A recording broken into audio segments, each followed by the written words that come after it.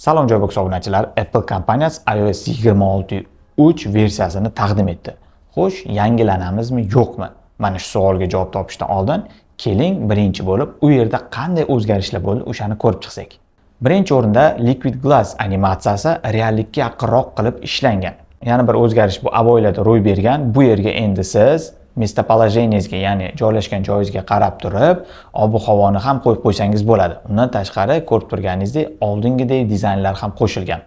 Yana bir qo'shimchalardan bittasi Androidlarga qulaylik qilingan. Ko'rib turganingizdek, ana endi fayllaringizni Androidga to'g'ridan-to'g'ri o'tkazib olasiz. iOS 26.3 dan keyin Apple o'zini boshqa texnikalarga ham ochiqroq qilib ko'rsatyapti. Misol uchun oldin boshqa smartwatchlarga ulaydigan bo'lsangiz, ko'p funksiyalar ham ishlamas edi. Hozir esa bunday chegaralarni bosqichma-bosqich yangi iOS bilan yo'q qilib boryapti. Yana bir qo'shimcha, oldinlari misol uchun sizga qo'ng'iroq bo'lganda mana bu yerdagi spishkasi yonib o'chardi, ana endi mana shu ekranni yonib o'chadigan funksiyani ham qo'shishibdi. Bilmadim, bu funksiya o'zi kimga kerak? Sizga kerak bo'larmidi? Kommentlarda yozib keting. Apple kompaniyasi yangilanishda ruletka bo'limiga ham e'tibor bergan. Tekislikni o'lchayotganingizda mana shunday Liquid Glass animatsiyasi orqali graduslarni ko'rishingiz mumkin. Esingizda bo'lsa, AirPods orqali real vaqtda tarjimalarni eshitish mumkin edi. Bunday imkoniyat faqatgina AQShda mavjud edi. Ana endi iOS 26.3 da Yevropada ham buni imkoniyati bor, lekin O'rta Osiyoda qachon bo'ladi, yo'q, buni bilmaymiz. Yangilangan iOSlar orqali menimcha tez orada yetib kelsa kerak. Bundan tashqari iOS 26.3 da 50 taga yaqin buglarni ham bartaraf qilishgan. Avtonomlikka keladigan bo'lsak, bu yerda juda ham katta o'zgarishlar bor. iOS 26 da anchagina yaxshi tarafga o'zgargan. Buni natijasini Rozetket kanali o'tkazgan testdan bilib olsak ham bo'ladi. Mana bu jadvalga e'tibor beradigan bo'lsangiz, qanchalik darajada o'zgarib olganini bilib olishingiz mumkin. Misol uchun iPhone Air'imizda 26.2 versiyasida 5 soat 59 daqiqa ishlashi mumkin edi. Ana endi 6 soat 29 daqiqa ishlash imkoniyatiga ega bo'ldi. Ko'rib turganingizdek, farq 30 daqiqaga o'zgargan.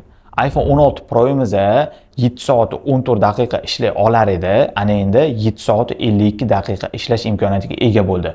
Naqd 38 daqiqa ko'proq.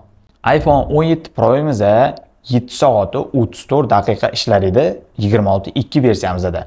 Ana endi 26.3 versiyamizda 8 soat 15 daqiqa ishlay oladi. Naqd 41 daqiqa ko'proq. iPhone'lar ichida eng ko'p avtonomlikka ega bo'lgani 17 Pro Max. Oldingi 26.2 versiyasida 8 soat 36 daqiqa ishlay olar edi. Ana endi 26.3 da 9 soat 33 daqiqa ishlay oladi. Oradagi farqni ko'radigan bo'lsangiz, deyarli 1 soat.